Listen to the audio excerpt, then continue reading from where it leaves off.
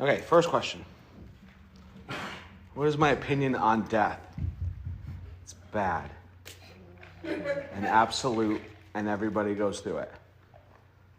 I guess it's not. I guess it's bad for everybody else. It's not a believer. But the Bible says, actually, I'm going to be talking about it soon, that it's not a thing for those who are believers. It's not something that they need to worry about. It's, Jesus says it in Luke. Don't fear those that can kill your body, but fear the one who can judge your soul. But I've been around death a lot. I've seen probably more death than most humans, even those that work in like funeral homes and stuff like that. And it's not good. And when you are around it that often too, it doesn't get any less serious, or you don't desensitize yourself any less to it. It is, you could tell how the severity of sin, because the experience constantly. So that's my opinion on death. Nice light one starting out. I appreciate that.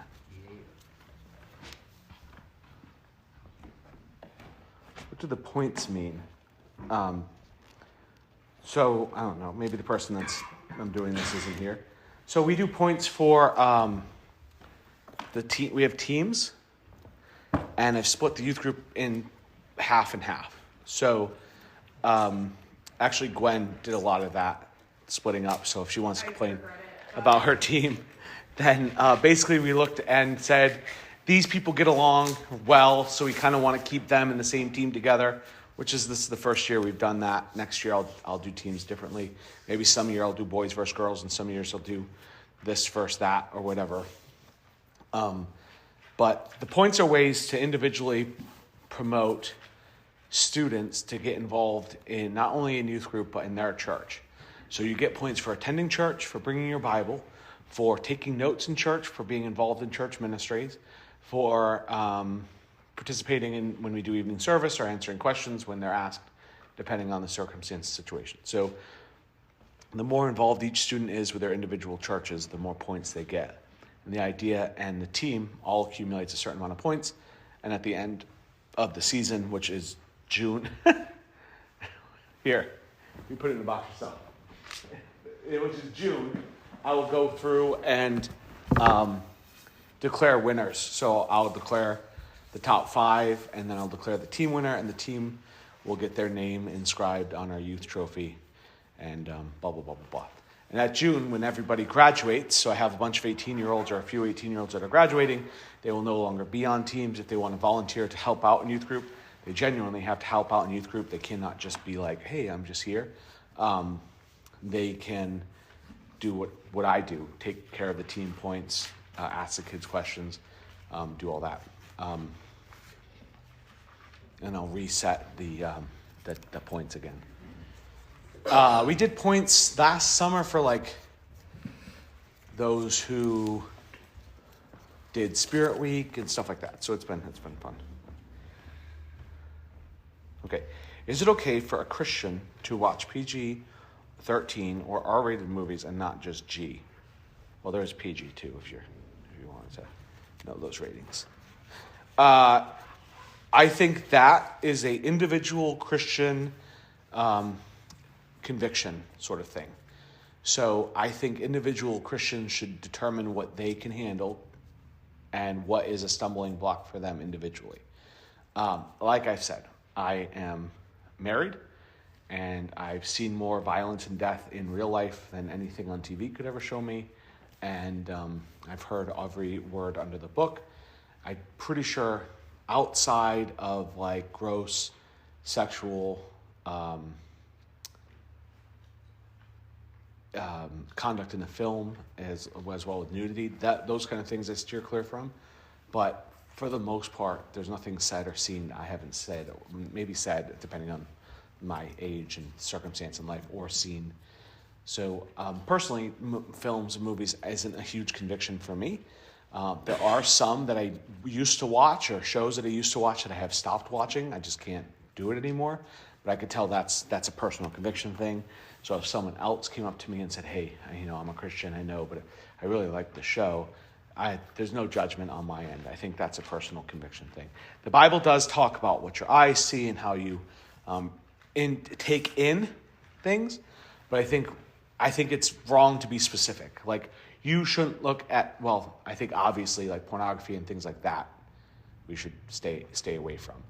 But if you see this or look at this, then you are not a Christian because you see this and look at that. I don't think that's the case. I think that you are able to discern what is good for your soul and your well-being and what is not. I think films, movies, music, books, all fall in the same category. There is no rating for books, by the way. I've read books that I was like, holy cow, I didn't even realize how horrible this book is, starting it out. And then I've read books that are like, oh, okay, that was pleasantly symbolic or whatever. They have young adult books, and I'm like, that's a little bit more than young adult. And they have teen books, and I'm like, seriously? So I think you have to figure out what your personal convictions are and then make those determinations on your own. And I think any question that says, can you be a Christian and blank, is a blanket yes. Everybody here who's a Christian can also have the ability to sin and do the wrong thing, okay? I think you know what sanctification is? Sanctification is the idea of washing yourself or cleansing, but it's a continual thing. It's not a one-time thing and you're always sanctified.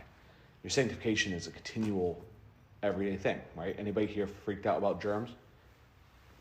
All right, you wash your hands once, and you say, I'm good for the rest of the year? No. Yes, sir. You wash your hands, and then whenever you feel contaminated, you wash your hands again, and that's what you do. And for believers, we should be continuously looking at ourselves and sanctifying ourselves and figuring it out. And like I said, there are things in my 20s I did watch, having no problem with it, that now later on in my 30s, I'm like, I can't, for whatever reason, I just can't get back into this or watch it. And there's things that I watch now that I absolutely love that I would never recommend to any of my students. So there we go. Why can't you guys just do this? You guys have to be in the mood. Yeah. Well, it's actually me, but yeah. It's not all you. No, it's all Gwen. No, it's not. It's mostly Gwen.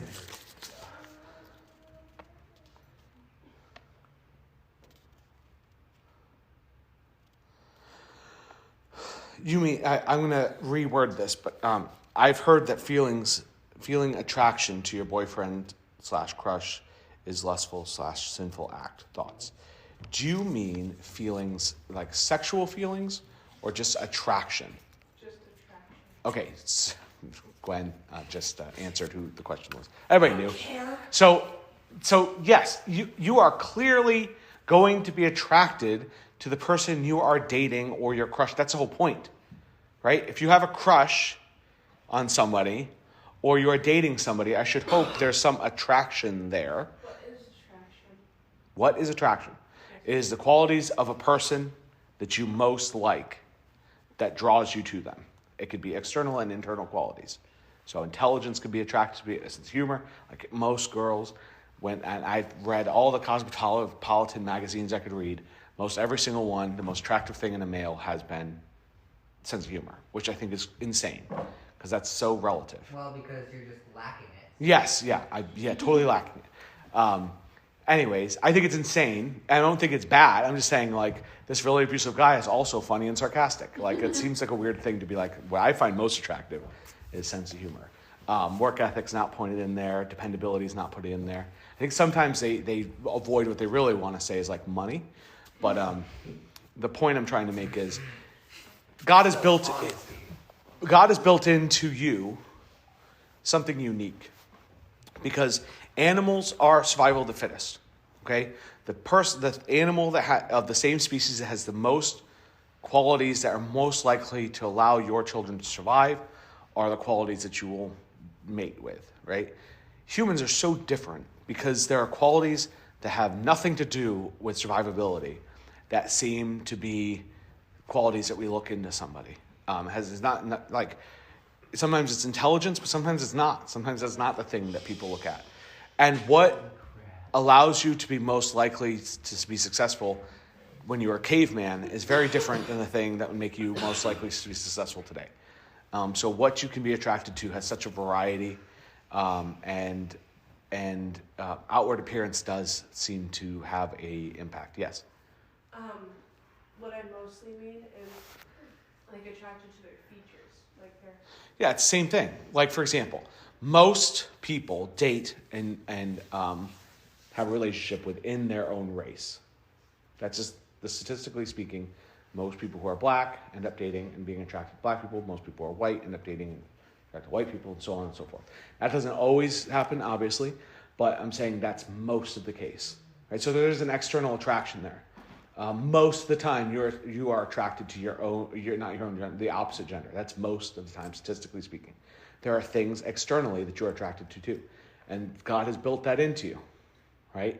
Maybe I don't know what my wife was into when we were dating, because I look at myself and I'm like, I was 145 and about the same. No, I was like 130 and about the same height as I am now. It's very skinny, very scrawny, and no sense of style at all. And pardon my hair in the middle. In the inside. I should hope so. It sounds like she needed glasses. Yeah. I was built like you, so yes. Okay. Without the glasses, yeah. So I don't know. So, yeah, but I had a better personality. So that was, I think, what did it. No. But that's what happened. So I don't know, and I have no concept, or I really don't care. The idea of what you're attracted to is not, I think, something you can control. I think that is something that God built into you. The actions of the heart, now you can be lustful in the heart, and you can then act on those things too. Those things can be sinful. So you have to be careful what you think and careful how far you go with that. But even if you do, I mean, it's not something, again, you can make that mistake and work on it. You know what I mean? Write it down, unless it's this question still, because I need to have more questions in the box. Kind of, this question. It's on this question. So you say, God, that it gives you sort of attraction towards, the opposite gender mostly. Does he also give Christians the ability to also be gay? Write that question down. That's a completely different question. All right. Do you think modesty is a personal conviction? I do not think modesty is a personal conviction. I think modesty has a general understanding. I think, generally speaking, believers know, and people know, the difference between immodest and modest apparel. And actually, women, biblically, I'm not saying men can be immodest, but women, biblically, have been given the instruction for modesty. All right? So I know that sometimes we say, well, men can be immodest too. That is true. And I'm not saying that men can't be. But it hasn't been, biblically speaking, if you look up the instructions for who should be modest and who should dress a certain way, never instructed to men. Although it does tell men not to dress like women. It does say that. But besides that, it doesn't give that instruction. It seems to be something that women struggle with. Now, as a generalization, there's a reason for that. Because men are pigs. No. As a generalization, men are attracted very often through their eyes in the same way that God has built us a certain way. When we look for certain things. Women look for certain things. And it seems to be, like, for example, and I'm really generalizing right now, it seems to be the current thing is like dad bods, which seems strange to me. But there's nothing beneficial to having my physique. You mean back injuries and knee injuries and problems? I don't understand. But this severely muscular, fit person seems to be less attractive to women as far as it's trending now. And that changes. Culturally changes, okay? So culturally that changes. So back in the 16, 17, 1800s, the more physically heavier female would be more attractive. And then somewhere in the 60s, 70s, 80s, extremely thin females were attractive. And it seems like that's kind of adjusting and changing constantly. But the idea to try to attract people through your appearance seems to be more of a female issue, not a male issue. Just generally speaking and biblically speaking, based on the instructions the Bible gives. So modesty might change. But I think we're not talking about drawing attention to yourself by wearing a prom dress to church. We're talking about drawing your attention to the parts of your body that could be sexualized. And that's what it's talking about. It also talks about how wives, if it is a question about whether I'm an animal or not, don't bother putting it in. Okay, just patch it down. So I think modesty is something I've talked about with youth group individual. Some individuals struggle with it. Some individuals, people, have a really hard time anytime they're corrected on their modesty, anytime they're told they should wear something different. Some never have an issue with it. They'd wear a burqa all day long if they could. It just all depends on the person, individual. But it's not immodesty. If someone, let's say, there are people who are always hypersensitive. I'm not talking about those types of people. I think the people who should best help you figure out your modesty and your level should be, at a certain age, it should be your parents, it should be your boyfriend, it should be your husband, and then you should really consider it yourself. It's hard because you can't trust your heart, right? Right? The heart is deceitful and wicked above all things. And you say, well, in my heart, I'm trying to do the right thing. I think that you should trust the better judgment. Spiritually speaking, is anything that I'm doing potentially going to cause me to be sexualized? Now, you could wear a burqa and be sexualized. It's not your responsibility to make sure men aren't being pigs. That's true. It is your responsibility to say what I'm wearing will attract people to me visually, and that's a problem. There is a fine line, and it's really hard to speak to. Obviously, I have 2 daughters. I make certain rules for them. I tell them what they should and shouldn't wear, and at a certain age, they make those decisions for themselves, and then I am free to heckle them and tell them they look the way they do. That's my freedom. So they can wear what they want, and then I can tell them, that's gross. You shouldn't wear that. Yucky. Stupid hair. Whatever I want to say. Right? And I do that. So my daughters, I don't think Sunny's there yet, but somewhere around 14 or 15, I just say, whatever. And then they get mad at me when I tell them they look stupid or they look like, fill in the blank. And then they get mad at me and it's like, whoa. The rule is you can wear what you want, but I'm allowed to vocalize my opinion. And I think that's fair. I feel like I've taught them what I wanted, all the rules of what I think they should wear and how they should behave. Moses gets this too. Trust me, Moses gets heckled fairly regularly on what he wears and what he looks like.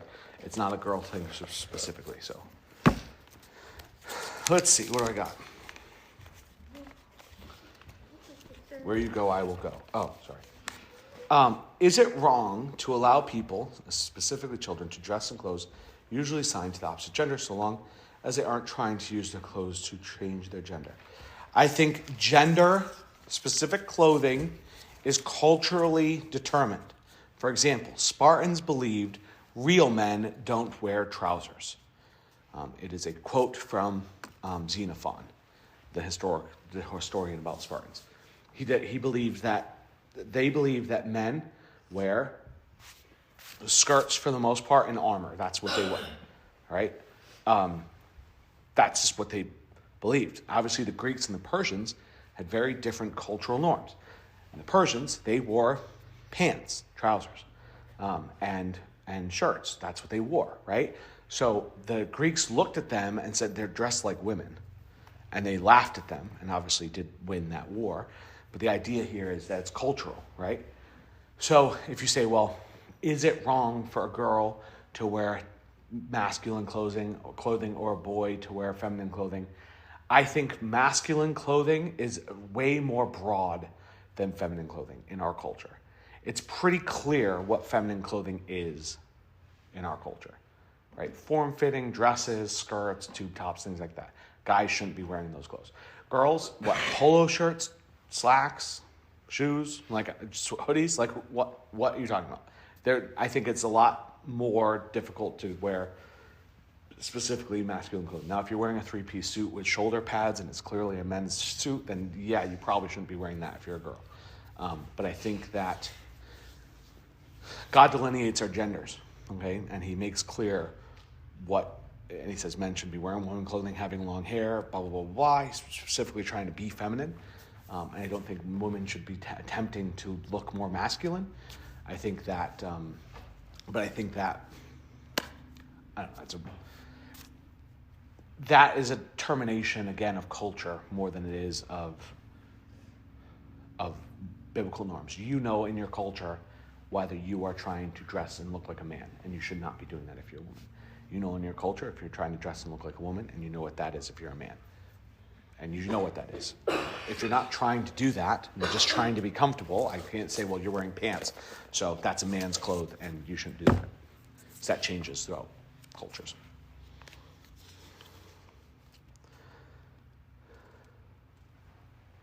All right, should a woman be married to a man who abuses her physically, beats her, and then it says get a divorce?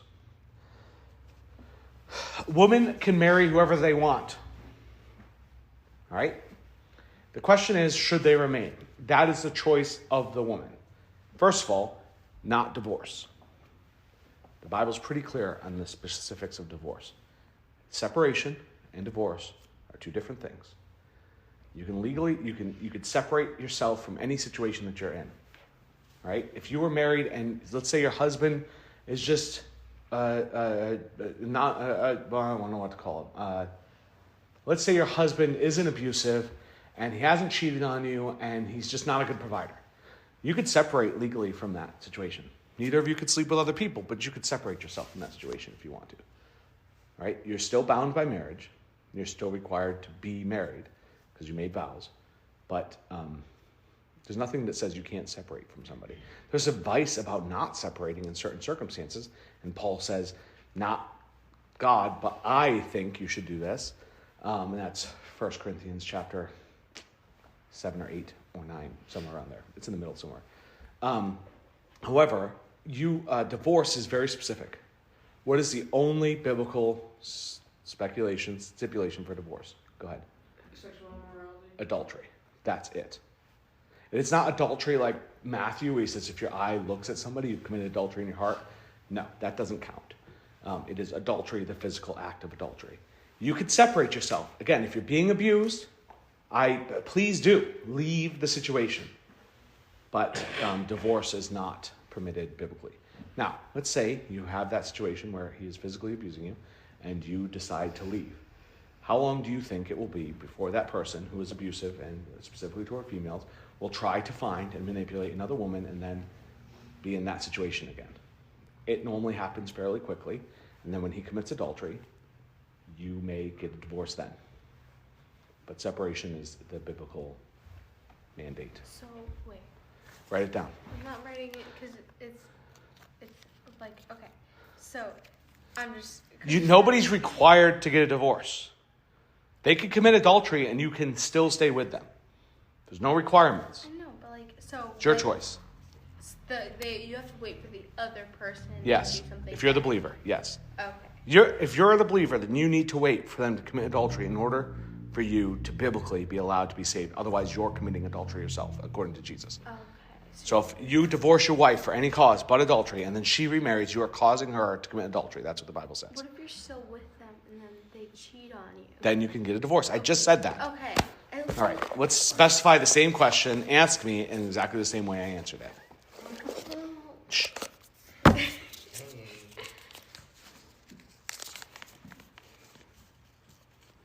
Okay. Can God give Christians attraction to the same gender? How would they need to deal with that? All right. This is why I said being attracted to somebody isn't necessarily a sin. You cannot control who you're attracted to. So Jesus says, some men are born eunuchs. Right? Some men and women choose to be eunuchs, and some men and women are forced to be eunuchs. Right? You are not required in the Bible to have sex. It is a free will, free choice thing that you are allowed to do as you see fit. However, there are ways that you can have sex and sin, whether you're gay or not. Okay? Whether you're attracted to the same gender or not, there are ways in which you can have sex wrong, where it can be a sin. Right? So, let's say I love my wife, I'm attracted to my wife. And then somebody else who looks identical to my wife, maybe she has a twin, I would obviously physically be attracted to that person too. They look the same, right? Well, and then I start talking to this person, And then I fall in love with this person, and I say, well, I should be able to love who I love. God made me this way. I'm going to sleep and marry this person and get a divorce. That's wrong. We'd all agree, right? If I was to sleep with multiple women, unmarried, that's wrong. We would all agree, right? Okay. Now, can I be saved and do that stuff? Yeah, but I have a problem, and I need to address that problem. And if I'm saved, that conviction of my sin will cause me to cease doing those things that I should not be doing. So that might mean that, one, I get married and I stay committed to that person and don't do that thing anymore. Same thing with same-sex attraction. It's just harder. And I'm sorry. I don't make the rules. But if you're attracted to the same gender, you cannot act on that attraction in any way without committing sin. And there are plenty of people who are attracted to the same gender and then get married to the opposite gender and stay married to that person and have kids with that person and recognize that being attracted to that same gender and acting on the same gender and acting on it is a sin, right? You can recognize that, same thing with like anything, like pornography or anything that comes into your eyes. When you act on those things, when you do these things, it's wrong. Well, I can't help it. I'm attracted to. Yes, you can't help it. You can help your actions. What you're attracted to, you cannot, or who you're attracted to, you really cannot control, but you make conscious choices to sin. Sin doesn't just like stumble upon you, especially as a believer, and you're like, oh man, I didn't know. No, you make a conscious choice. Every choice you make, every decision you make, and every thought is held accountable. So when you act on your thoughts and act on your actions, as James says, first it comes in through your eyes, it comes into your heart, enters your heart, and then you commit the sin. So yes, you could be, it seems that some people can be born same-sex attracted. I don't know what gene that is. I don't know if that exists. It just seems that way. Maybe it's nature, maybe it's nurture. I don't know. Not proven. But it doesn't matter. Because I happen to be attracted to women. I love my wife, and so I act on the attraction to my wife. Okay? Just because I'm attracted to something doesn't mean I can act any way I want to. I'm running out of time. I'm going to do one more.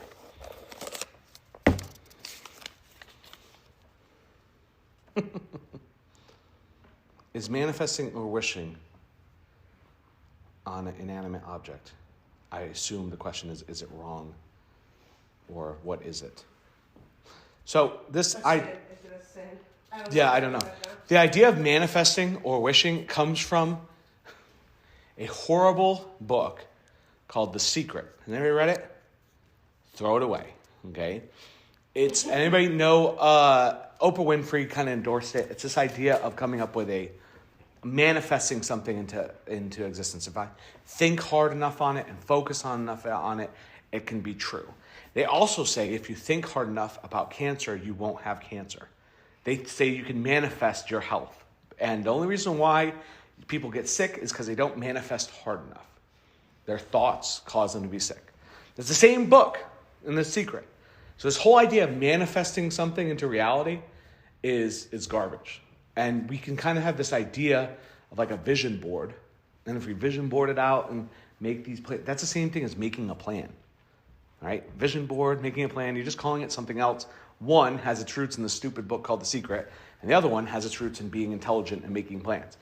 I don't have to have a vision board for my church or the plant or my business or my family. I can just make plans. And then when those plans happen, it's not because I manifested them, it's because I was intelligent and made a plan.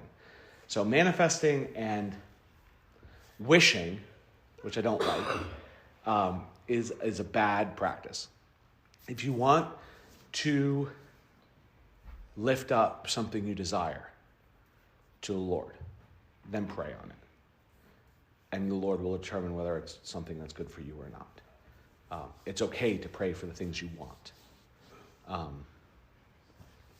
I recommend not only praying for the things you want. Like, hey, when I pray, it's just asking God for what I want to happen. It's like sand. Yeah. Instead, I would, if you're earning, I think this is true. If you have an open relationship with God, the way you would have with your parents or your wife or your whatever, when you desire something, what you're asking is God to let you know if it's something worth pursuing. But you're so used to praying about everything else in your life that just becomes a natural thing that God kind of already knows. And you almost don't even have to ask for stuff anymore. Yes? talk too much. And then... Yeah, write it down. You raised your hand. It's obviously a question. Write it down. All right. No. That's all I got. So let's pray. So John 11:11. That's What? the same thing. It's superstition, which is something different. Okay. Superstition is, I think, generally wrong, but it can just be silly. Like if I was to wear the same socks every time to my wrestling tournaments as a coach, then that's superstition. Surprisingly, I don't think it would make a difference whether the student won or lost based on what socks I was wearing, but maybe whatever. If I wear a jersey every time the Buffalo Bills play, thinking that that's going to help them win, that's superstition. I call it stuperstition because it doesn't do anything.